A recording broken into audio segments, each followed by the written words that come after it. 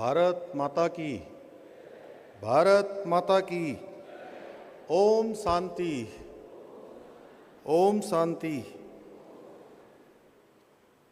प्रजापिता ब्रह्म कुमारी ईश्वरीय विश्वविद्यालय द्वारा आयोजित इस वैश्विक शिखर सम्मेलन में मंच पर आसीन अतिरिक्त प्रशासिका दीदी बीके जयंती दी, हमारे भारत सरकार के मंत्री रेलवे और फूड प्रोसेसिंग के श्री रवनीत सिंह बिट्टू जी, गोरखपुर से लोकसभा के बहुत ही लोकप्रिय सांसद आदरणीय रवि किशन जी, उत्तराखंड से राज्यसभा के सांसद और भारतीय जनता पार्टी के प्रदेश के अध्यक्ष आदरणीय महेंद्र भट्ट जी, मंच पर आसीन बहुत सारे विषयों पर जिन्होंने यहाँ पर, चूँकि आज मैं देख रहा हूँ मंच पर एक से एक विभूतियाँ, और जिन्होंने अपने अपने क्षेत्रों में बहुत सारी विशिष्टताएं प्राप्त की हैं। आपने देखा होगा पत्रकारिता के क्षेत्र में, अगर आपने माथुर जी को सुना, सिन्हा जी को सुना, फिर हमने सोलंकी जी को सुना, डॉक्टर मोहित जी को सुना, तो सभी महानुभाव, और हमारे राधेश्याम जी जिन्होंने हम सब का स्वागत किया, और मेहरचंद जी जिन्होंने उत्तराखंड राज्य में जो अनेक अनेक काम आज प्रजापिता ब्रह्म कुमारी ईश्वरीय विश्वविद्यालय के द्वारा आयोजित किए जा रहे हैं, उसके बारे में बहुत विस्तार से उन्होंने अपनी बात रखी। मैं और पूरे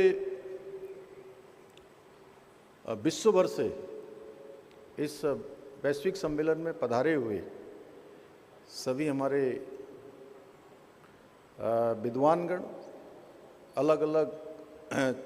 विषयों के विशेषज्ञगण, उपस्थित भाइयों एवं बहनों, मैं सबसे पहले तो आप सभी का और दीदी जिन्होंने बीके अंजलि बहन जिन्होंने इस मंच को और हम सबको एक दूसरे से पूरी तरह से जोड़ कर रखा है, एक सेतु का काम कर रही हैं। बहुत शानदार उनके द्वारा यहाँ पर इस पूरे कार्यक्रम का संचालन किया जा रहा है। उपस्थित हमारे सभी मीडिया के बंधु, मैं सबसे पहले तो आप सबका अपनी तरफ से सबका अभिनंदन करता हूं, और देवभूमि उत्तराखंड का मुख्य सेवक होने के नाते आप सभी को प्रणाम करता हूं, आप सबका अभिनंदन करता हूं। अभी दीदी अंजलि बहन ने बताया कि मैं उत्तराखंड राज्य से आता हूं, और उत्तराखंड राज्य जिसको देवों की भूमि कहा जाता है, और जिनके हर कण कण में शंकर का वास है। हमारा प्रदेश जहाँ एक और प्राकृतिक रूप से सुरम्य है, वहीं आध्यात्मिक रूप से भी विशिष्ट भी है, और विश्व के कोने कोने से, दुनिया के कोने कोने से लोग उत्तराखंड में आकर, देवभूमि में आकर स्वयं की खोज करते हैं, यानी स्वयं को साधना में लगाते हैं, अपना शोधन करते हैं, हर दृष्टि से अपने को पाने का प्रयास करते हैं। जैसा अभी मोहित जी ने यहाँ पर, डॉक्टर मोहित जी ने कहा, और अपनी आध्यात्मिक यात्रा की शुरुआत भी वो कोशिश करते हैं कि देवभूमि उत्तराखंड से करें, और ऐसे प्रदेश से आकर जहाँ कभी कभी मुझे लोग पूछते हैं कि देवभूमि में कितने देव स्थान हैं या कितने प्रसिद्ध स्थान हैं, तो मेरा एक ही उत्तर होता है कि देवभूमि जिधर भी आपकी नज़र जाएगी, हर स्थान देवों से आच्छादित है। हर स्थान हमारा पर्वतों से आच्छादित है, हर स्थान वनों से आच्छादित है, हर स्थान हिम ग्लेशियरों से आच्छादित है, नदियों से आच्छादित है। और ऐसे देवभूमि से आकर आप सबके बीच में इतने बड़े वैश्विक सम्मेलन में आप सबके कार्यक्रम से जुड़ना तथा आध्यात्मिक शक्ति और शांति से ओतप्रोत इस परिसर में आप सबके बीच में आने का शुभ अवसर जो प्राप्त हुआ, ये मेरे लिए भी और यहाँ आए हुए सभी के लिए एक सौभाग्य की बात है। और मैं बहुत सालों से प्रजापिता ब्रह्म कुमारी इनके संस्थानों में मैं जाता रहा हूँ। लगभग 15-16 साल से मैं जा रहा हूँ और बहुत सालों से एक सामान्य कार्यकर्ता के रूप में भी, एक विधानसभा के सदस्य के रूप में भी और अब उत्तराखंड राज्य के मुख्य सेवक के रूप में भी बहुत बार मुझे संस्थान के लोग मुझे कहते थे कि आप माउंट आबू आइए और वहाँ पर बहुत दिव्य हमारा संस्थान है, वहाँ जाकर आपको बहुत अच्छा लगेगा और बाबा की कृपा प्राप्त होगी। तो मैं सोचता था बहुत बार, राहुल जी, मैं कई बार माथुर साहब मैंने सोचा कि मैं ज़रूर जो है जाऊं, मन में बहुत इच्छा हुई। और ऐसे ही बगल में सालासर बाबा जी, वहाँ भी बहुत सारे हमारे मित्रगण कहते थे कि आपको आना चाहिए, एक बार दर्शन करने चाहिए। और मन में इच्छा भी थी, रवि भाई आप तो स्वयं बाबा की धरती से आए हो। तो बहुत बार प्रयास किया और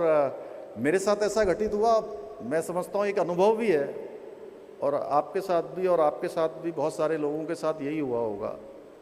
कि अचानक ऐसा कार्यक्रम बना और हमारे मेहर चंद जी और नीलम दीदी और ये लोग सब रक्षाबंधन के दिन हमारा विधानसभा का सत्र चल रहा था और ये हमारे विधानसभा में आए, मुझे इन्होंने रक्षा सूत्र बांधा और उस दिन मेहर चंद जी ने कहा कि इस बार आपको अवश्य चलना है हमारे साथ। और एक उमेश भाई जी थे, वो बहुत सालों से कहते थे, मुझे उनका भी ध्यान आया, मुझे लगा कि मुझे जाना चाहिए।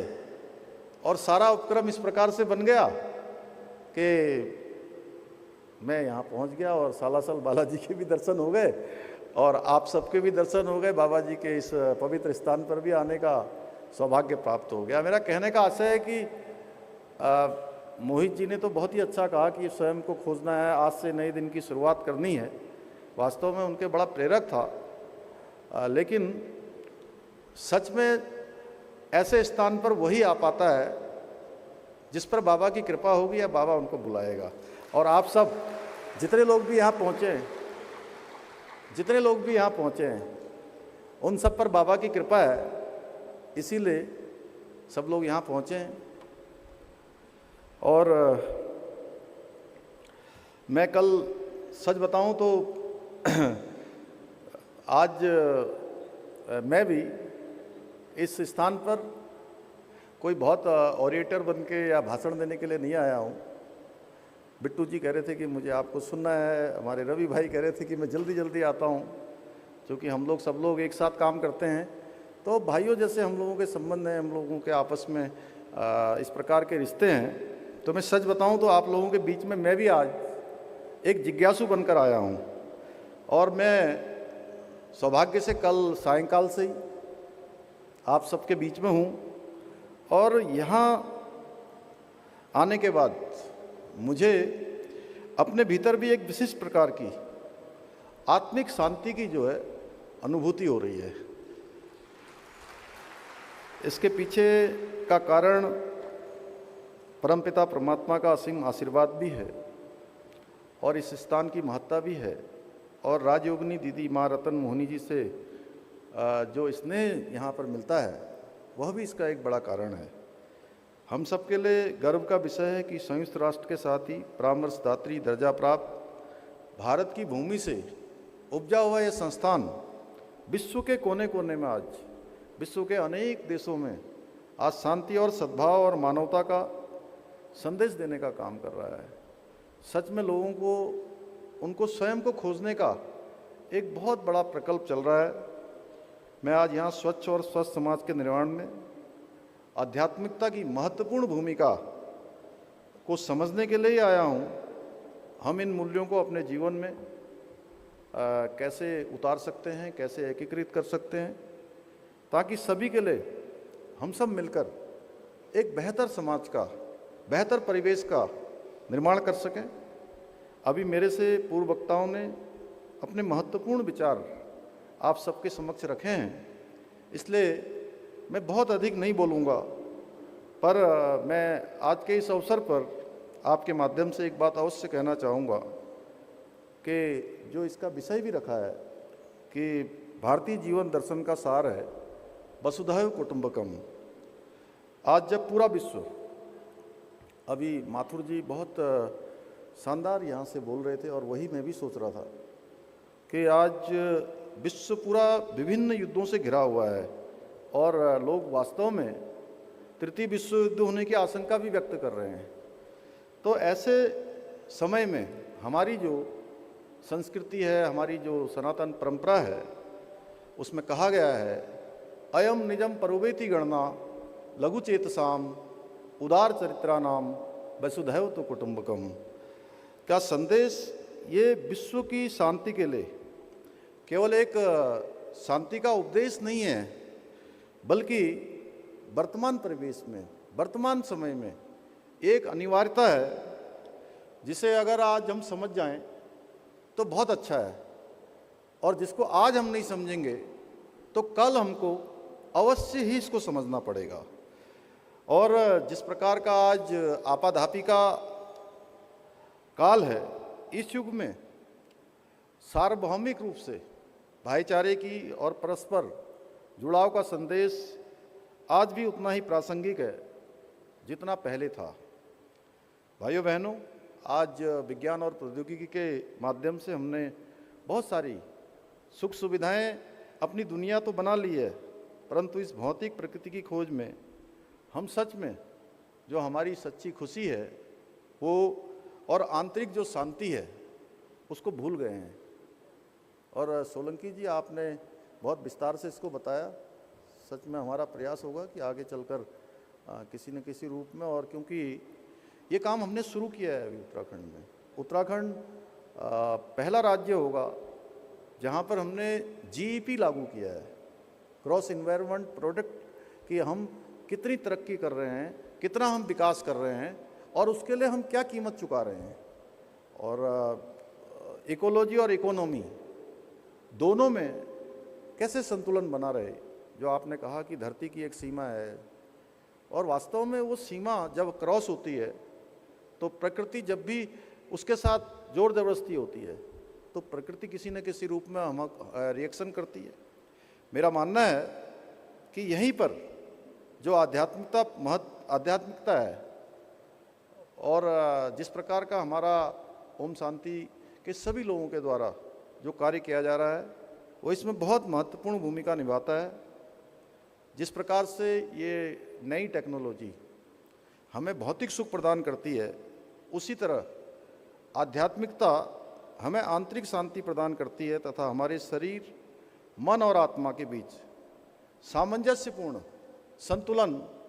बैलेंस बनाने का काम करती है। और वर्तमान की जो भागदौड़ भरी दिनचर्या में जीवन के जो नैतिक मूल्य हैं, संस्कार हैं और आत्म प्रबंधन जैसे अनेक महत्वपूर्ण जो पहलू हैं, वो हमारे ब्रह्म कुमारी संस्था जो लोगों का पथ प्रदर्शित कर रही है और पूरे विश्व के अंदर करोड़ों लोगों के जीवन में बदलाव लाने का काम इसके माध्यम से हो रहा है। और ब्रह्म कुमारी संस्था से जुड़ी सभी बहनें और भाइयों द्वारा अध्यात्म और जीने की कला से जुड़े अनेक कठिन विषयों को जिस प्रकार से बहुत ही सामान्य शब्दों में, या मैं कहूँ कि बहुत सरल शब्दों में लोगों को बताया जाता है, उनको समझाया जाता है, उनके अंदर ये भाव डाले जाते हैं, उससे आम जनमानस में भी आसानी से इन विषयों को समझकर अपना जीवन बेहतर बना सकते हैं। आध्यात्मिक चिंतन से आने वाले जो सकारात्मक बदलावों को सच बताऊं तो ये जो इस प्रकार के बदलाव हैं, ये मैंने स्वयं अपने जीवन में भी इसको बहुत नज़दीक से अनुभव किया है। और आध्यात्मिकता को मैं एक गहरी व्यक्तिगत यात्रा के रूप में भी देखता हूँ, जो हमें स्वयं के भीतर झांकने, ब्रह्मांड में अपने स्थान को समझने और सभी जीवित प्राणियों के लिए करुणा और सम्मान जैसे जो मूल्य हैं उनको अपने अंदर विकसित करने के लिए भी प्रोत्साहित करती है। जब कोई व्यक्ति आध्यात्मिक रूप से जागरूक व चिंतनशील बनता है तो वो अपने आसपास के परिवेश को, पर्यावरण को और सभी प्राणियों को,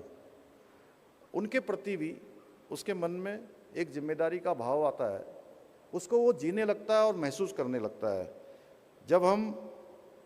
आध्यात्मिकता को अपने अस्तित्व के एक भागीदार के रूप में देखने लगते हैं तो हमारा मन स्वतः ही स्वच्छ और स्वस्थ होने लगता है और हमारा जो भी संकल्प होता है वो संकल्प भी मजबूत होता है। हमें यह समझ आने लगता है कि वास्तव में ये आध्यात्मिकता जीवन की एक आवश्यकता नहीं है। ये केवल आवश्यकता नहीं है कि डॉक्टर साहब ने बता दिया, हम अपने कुछ लोगों के कहने से करना शुरू कर दिया। मैं यही कहूँगा कि यह जीवन की आवश्यकता नहीं है बल्कि जीवन की अनिवार्यता है। भाइयों बहनों, आध्यात्मिकता ही वो शक्ति है जो समाज को बाहरी और भीतरी रूप से स्वच्छ रखने के साथ साथ मानसिक और शारीरिक दबावों को सहने का सामर्थ्य भी प्रदान करती है। स्वच्छ और स्वस्थ समाज का निर्माण केवल आधुनिक तरीके और कानूनों से भी संभव नहीं है कि केवल हम कानूनों से और अन्य तरीकों से इसको जो है कर पाएँ, बल्कि इस लक्ष्य को जीवन में आध्यात्मिक मूल्यों को शामिल करके ही प्राप्त किया जा सकता है। यानी कि हम अपने जीवन के हर पहलू में इसको जब शामिल करेंगे तो निश्चित रूप से हम इसको पूर्णता की ओर प्राप्त होंगे। आज हम बहुत सारे जो जलवायु परिवर्तन जैसे विषय हैं, एकदम से जब जिस समय बरसात का मौसम नहीं होता है उस समय बरसात हो जा रही है, जब सर्दी पड़नी चाहिए सर्दी पड़ रही है। अगर इस साल अगर आप देखेंगे तो आप सब लोगों ने महसूस किया होगा कि जो पिछले साल जितनी गर्मी थी उससे ज़्यादा टेम्परेचर इस साल बढ़ा है। और हमारी जो ब्रह्म कुमारी संस्था है, इसमें इनके द्वारा जो प्रदान किया जाने वाला राजयोग ही हमें अत्यंत आवश्यकता है। और राजयोग के जो प्रणेता स्वयं योगी धीराज भगवान शिव थे। अध्यात्म का स्वरूप और प्रभाव इतना बृहद है कि हम जितनी भी इसकी चर्चा करें इसके लिए तो पूरा जीवन लग जाता है। कुछ ही समय में, कुछ मिनटों में इसकी चर्चा वास्तव में उस प्रकार से नहीं हो सकती है। पर आज के अवसर पर मैं यही आप सबसे कहना चाहूँगा कि आध्यात्मिकता ही वो डोर है जो हमें और हमारे समाज को आंतरिक और बाह्य रूप से, दोनों रूपों में स्वच्छ बनाने में सहायक है। मुझे पूरा विश्वास है कि यह बृहद सम्मेलन आप सभी के विचारों और सहभागिता द्वारा एक स्वच्छ और स्वस्थ समाज के विकास और जीवन में आध्यात्मिक उत्थान के लिए नए आयाम स्थापित करने में अवश्य ही सफल होगा। और निश्चित रूप से मैं आज पहले से हमारे मेहर भाई ने मुझे कहा था कि हमको जो है यहाँ पहुंचकर पांडव भवन और माउंट आबू एवं ज्ञान सरोवर भी जाना था, लेकिन इस बार मैं नहीं जा पाया। लेकिन मैं आप सबसे ज़रूर कह रहा हूँ कि अगली बार मैं फिर पुनः यहाँ आऊँगा और सभी अपने साथियों के साथ पांडव भवन ज्ञान सरोवर की यात्रा भी करूँगा, ताकि ये जो हमारी पवित्र स्थली है, शक्ति और दिव्यता, इसका भी हम गहराई से अनुभव कर पाएंगे। अंत में आप सभी से कहना चाहता हूँ, ब्रह्म कुमारी का ये कार्य सिर्फ सेवा नहीं है, बल्कि कल शाम को हम लोग जब मैं और महेंद्र भट्ट जी शाम को काफ़ी सत्संग हमने किया तो एक बात समझ में आई कि ये एक नवयुग यानी कलयुग से सतयुग की पुनर्स्थापना का महान कार्य है। और कल रात्रि को ही हमारी मुलाकात वरिष्ठ राजयोगिनी दादी रतन मोहनी जी से भी, मुख्य प्रशासिका ब्रह्म कुमारी से भी हुई, जिनसे मिलकर बहुत ही प्रेरणा मिली और बहुत खुशी हुई। अंत में आप सभी को इस महत्वपूर्ण कार्यक्रम में आने का मुझे भी अवसर देने के लिए मैं आप सबका दिल से और राजयोगिनी दादी माँ का और समस्त परिवार का हृदय से आभार व्यक्त करता हूँ। आप सबका धन्यवाद करते हुए मैं अपनी बात को समाप्त करता हूँ। बहुत बहुत धन्यवाद।